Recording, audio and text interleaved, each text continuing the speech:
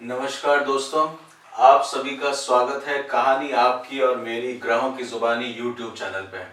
इसमें आज हम लोग जो डिस्कस करने वाले हैं वो है कन्या लग्न के लिए, कन्या लग्न का मंथली प्रेडिक्शन दिसंबर के महीने के लिए।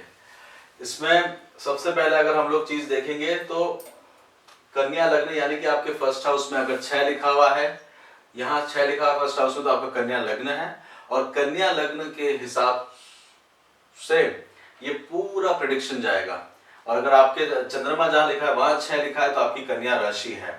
और कन्या लग्न के हिसाब से अगर इस पूरे ओवरऑल चार्ट को आप लोग देखेंगे तो ये टाइम आपके लिए बहुत इंपॉर्टेंट है, क्योंकि कन्या लग्न जो है उसका लग्नाधिपति बुध है।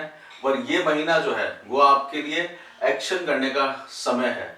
ये आप अगर इस समय आपने एक्शन नहीं किया तो ये ऐसा ही होगा कि चिड़िया चुग गई खेत वाली बात आपके लिए रह जाएगी दिसंबर के महीने में। तो ये बहुत नोट करने वाला आपके लिए टाइम है। आप अपना बर्थ चार्ट खोलिए और उसमें अगर आपके कन्या लग्न लिखा हुआ है तो इस समय आपको एक्शन करना ही होगा दिसंबर में। उसके बाद में ये वाला मौका आपके लिए बार बार नहीं आएगा। और अगर आपने आज टाइम लेके एक्शन ले लिया तो आपके लिए बहुत ज्यादा बेनिफिशियल रिजल्ट्स इसमें आ सकते हैं। इसमें अगर आप आगे देखेंगे तो कन्या लग्न के बारे में आपको थोड़ा सा समझा देते हैं। कन्या मतलब जिस तरह का जॉडिक साइन है इसका, जिस तरह की इसकी राशि है, कुंवारी कन्या है। कुंवारी कन्या होने के कारण क्या है कि कन्या लग्न वालों के लिए अगर अगर वो मेल हैं तो भी उनके अंदर में एक फेमाइन मतलब महिलाओं के जैसा उनका स्ट्रक्चर रहता है। मतलब आप देखेंगे तो बड़ा ही उनको, पुरुष भी होंगे तो बड़ा उनके अंदर में से एक ग्रेस आपको दिखेगा महिलाओं वाला। तो वो कन्या लग्न की विशेषता है। साथ में आप देखेंगे तो कन्या लग्न के बुद्धि का है, बुध इसके लग्नाधिपति है। पर इसके ऑपोजिट में अगर आप देखेंगे तो 12th है, यानी कि ये दुनिया है, ये आप हैं 6th और ये दुनिया है। तो आपको वर्ल्डली अफेयर्स ये आपसे बहुत दूर है, तो आपको दुनियादारी की बातें जो है वो स्किल्स जो है, दुनिया की जो स्किल्स है उसके अंदर में वो थोड़ा सा समझने में आप समझते तो हैं, बट वो स्किल्स आपके अंदर में कहीं ना कहीं कमी देखी गई है। वो मैंने कन्या लग्नों के साथ में देखा है कि वर्ल्डली अफेयर्स को वो थोड़ा सा नहीं हैंडल कर पाते, क्योंकि वो 7th हाउस में आती है। ओवरऑल उनको समझ में तो सब आ रहा होता है। साथ के साथ में आप देखेंगे कि आपका मंगल जो है वो आपके मंगल यानी काल पुरुष की कुंडली में हेड है, सर है। और मंगल जो है आपके अष्टम स्थान में है। तो हमेशा थोड़े से एक अनयूजुअल थॉट्स जो है वो दिमाग में आते हैं। तो जिसको हम लोग कहते हैं कि थोड़ा सा दिमाग जो है थोड़ा सा दूषित जो है वो कन्या लग्न वालों को मंगल के कारण दिखता है, अगर सही से प्लेसमेंट नहीं हो तो और तीसरे का भी जो है मालिक जो है वो मंगल ही है। तो ये दुखद स्थान है, मतलब ये तीसरा और 8वां स्थान, हालांकि तीसरा, छठा, 8वां और 12वां स्थान कहलाते हैं। बट आपके लिए मंगल जो है बहुत योग कारक ग्रह नहीं बनते कन्या लग्न के बारे में। साथ के साथ में अगर आप देखेंगे तो बुध के साथ में आप देखेंगे कि बुध होने के कारण आप में एनालिसिस या कैलकुलेशन की पावर बहुत जबरदस्त होती है। सामने वाले को आप अगर कैलकुलेटिवली देखा जाए तो आप में एकदम से भाप जाते हैं कि सामने वाला क्या बात करने वाला है। एक थोड़ा इंस्टिंक्ट आपका बहुत अच्छा काम करता है बुध के कारण। साथ में कन्या लग्न के जातकों के साथ में देखा है, अगर उनके बच्चे हैं तो बच्चों से उनको थोड़ा बहुत रेजिस्टेंस हमेशा लाइफ में दिखता है, क्योंकि दोनों तरफ शनि की राशि है। शनि जो है वो एक मतलब न्यूट्रल ग्रह है, बच्चों के लिए बहुत ज्यादा उसमें नहीं देखा जाता। तो बच्चों से बहुत अच्छे रिजल्ट्स इनको नहीं मिलते। तो कन्या लगने वालों को बच्चों से थोड़ा सा रेजिस्टेंस मिलता है, वो लाइफ के अंदर में वो जरूर देखा गया है। तो ये ओवरऑल चार्ट जो है वो उस तरह से देखा जाएगा कन्या की कैरेक्टरिस्टिक्स के बारे में या कन्या लग्न की कैरेक्टरिस्टिक्स के बारे में। इसमें हम लोग अब आगे की तरफ देखते हैं तो अगले महीने का किस तरह से मूवमेंट रहने वाला है ग्रहों का, वो देखते हैं कि सूर्य जो है वो 15 नवंबर से 15 दिसंबर तक वृश्चिक में रहेंगे। वृश्चिक में रहने के बाद में वो धनु में चले जाएंगे। अब आप देखिए कि आपका 12th हाउस का स्वामी 3rd में है, तो ये भी एक अच्छे साइन नहीं है, मतलब क्योंकि ये भी दुखद स्थान में ही आता है, 3, 6, 8 और 12। तो इन क्या इसका स्वामी यहाँ पे आया है, तो खर्चों के ऊपर में आपको बहुत ध्यान देना पड़ेगा। साथ में 14th दिसंबर को ग्रहण भी है, तो आपके पराक्रम में आपको एकदम निस्तेज सा फील होगा, आपको ऐसा लगेगा कि मैं काम कुछ भी नहीं कर पा रहा हूँ, उसमें भी आपको डाउनवर्ड साइड दिखेगा। पर 16 दिसंबर के बाद में आपको एनर्जी जो है वापस से सर्कुलेट होगी। बुध वहां पे आपको सपोर्ट करेंगे क्योंकि वो आपके लग्नेश हैं, वो आपसे तीसरे घर में आए हुए हैं, तो वो आपको जरूर उठाने का कोशिश करेंगे। साथ के साथ में मंगल जो है 1 2 3 4 5 6 7 8 मंगल जो है वो आपके घर के अंदर में देखेंगे, तो वो अपने घर से 12th हाउस की उनकी दृष्टि रहेगी, तो घर के अंदर में आपको थोड़े कुछ डिसीजंस लेने पड़ सकते हैं। और मंगल के कारण कुछ घर के अंदर में अगर देखा जाए तो मंगल मतलब ब्लड या सर्जरी का भी रिप्रेजेंट रहता है, तो कुछ हार्डशिप मतलब बहुत बड़े हार्ड डिसीजन लेने का समय मंगल अभी दिखा रहा है। और बुध भी जो है उससे 12th हाउस में मूवमेंट करेंगे आपके घर से।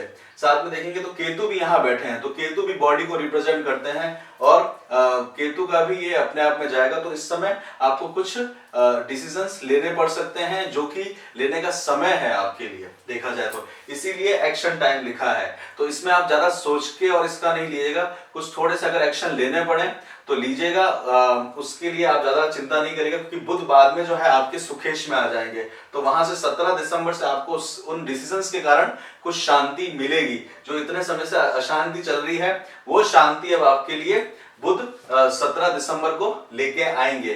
बट बुध जो है वो सिर्फ बातें करने में विश्वास रखते हैं, इनकी बोलने की प्रक्रिया, बहुत बोलने का जो तरीका है वो बहुत अच्छा रहता है, परंतु अब जो है दिसंबर का महीना वो एक्शन टाइम के लिए लिया जाएगा। साथ में देखेंगे तो बच्चों के स्थान में साथ के साथ में गुरु आए हैं, तो गुरु जो है ये आपका स्टडी का टाइम है, तो कुछ नया पढ़ने का समय भी आया है। और देखा जाए तो आप एकदम क्लासिकल पढ़ने के बारे में भी ज्यादा सोचेंगे, क्योंकि हालांकि ये वाला एजुकेशन जो है 9th हाउस भी एजुकेशन को रिप्रेजेंट करता है, वहां पे वो शुक्र की राशि है, तो क्लासिकल नॉलेज में मतलब कोई बहुत अच्छा ज्ञान में आपका इंटरेस्ट इसमें बढ़ेगा, तो वो भी इसके अंदर में देखने को मिल रहा है। शुक्र आपके परिवार में है, तो कुछ मांगलिक कार्य लेके आएंगे, आपके लिए अच्छे ग्रह हैं। हालांकि ये मारक स्थान में है, बट ये मारक आपको नहीं रिप्रेजेंट, ये आपको मारक नहीं करेंगे, क्योंकि शुक्र पॉजिटिविटी आपको देंगे। और बाद में आप देखेंगे तो वो आपके कर्म स्थान पे आ जाएंगे, सॉरी बाद में वो आपके पराक्रम स्थान पे आ जाएंगे, जहां पे आपको कुछ रिजल्ट्स अच्छे से मिलेंगे। कुछ हो सकता है पराक्रम के कारण कुछ पैसे वगैरह का भी आपको लेन देन करना पड़ सकता है, कुछ सैक्रिफाइस भी करना पड़ सकता है, परंतु डिसीजन आपको लेना पड़ेगा।